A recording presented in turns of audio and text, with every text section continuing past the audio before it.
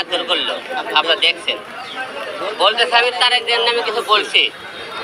আপনারা মিডিয়া ব্যক্তি যারা আছেন, যদি বগুড়া শহরে এই মুহূর্তে বলতে পারেন যে কেউ ফুটেজ বার করে যে আমি হিরো আলম তারেক জিয়ার নামে কোনোদিন কোনো